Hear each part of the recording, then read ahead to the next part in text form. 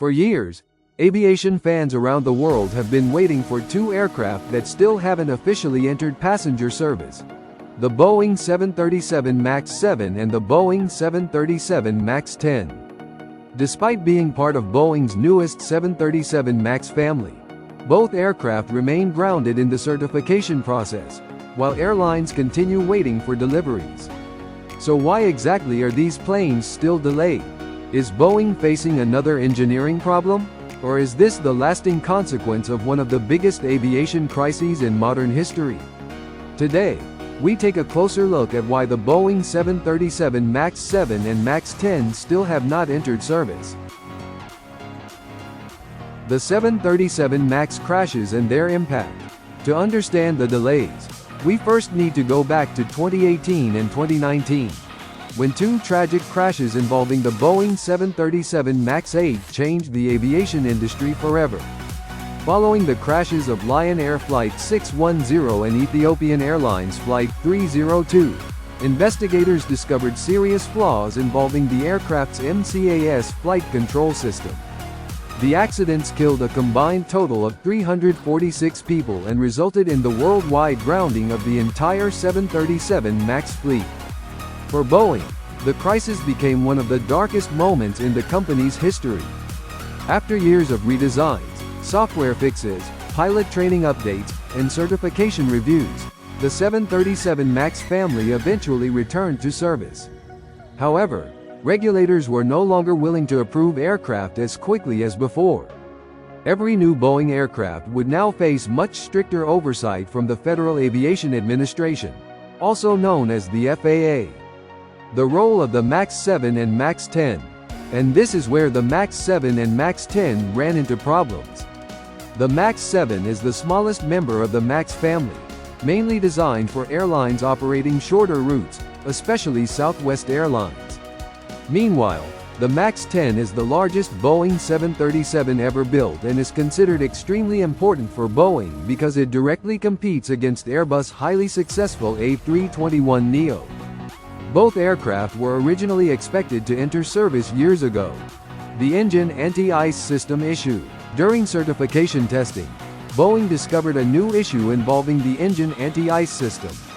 According to reports, if the system remained activated for extended periods of time, it could potentially overheat certain engine components. Although the issue may sound minor, aviation regulators are taking absolutely no chances after the earlier MAX crisis. The FAA demanded additional engineering work, flight testing, and safety analysis before approving the aircraft. As a result, certification timelines continued slipping further and further. Boeing's financial and market pressure.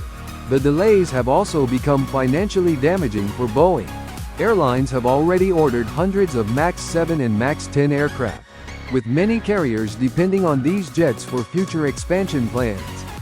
At the same time, Boeing's European rival Airbus continues dominating parts of the narrow-body market with the A321neo. For Boeing, the MAX 10 especially represents a crucial aircraft in competing against Airbus over the next decade.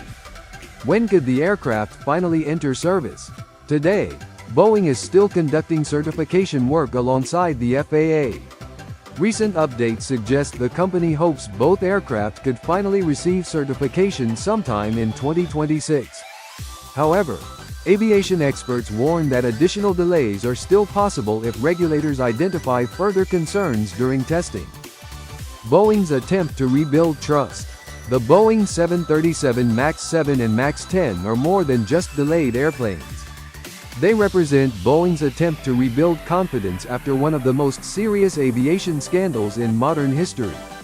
And while airlines are eager to receive these aircraft, regulators are making one thing very clear. This time, safety comes first. No shortcuts, no rushed approvals. Until every system is proven safe, the MAX 7 and MAX 10 will remain grounded, waiting for the day they can finally enter commercial service. For Boeing, the stakes could not be higher. The MAX 7 and MAX 10 are expected to play a major role in the company's future, helping airlines modernize their fleets while allowing Boeing to compete more effectively against Airbus in the narrow-body market. Yet the continued delays also highlight how much the aviation industry has changed since the original MAX crisis. Today, certification is no longer just about meeting technical requirements. It is also about restoring confidence among regulators, airlines, pilots, and passengers around the world.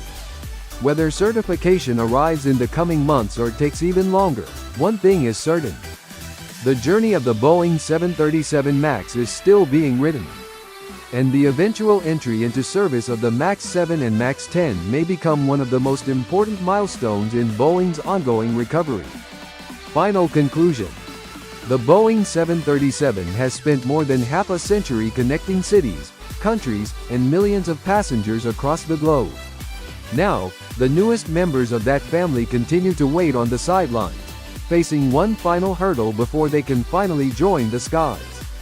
The question is no longer whether the MAX 7 and MAX 10 will enter service. The question is when, and when that day finally comes, it will mark the end of a long certification journey, and perhaps the beginning of a new chapter for Boeing itself. Thank you for watching.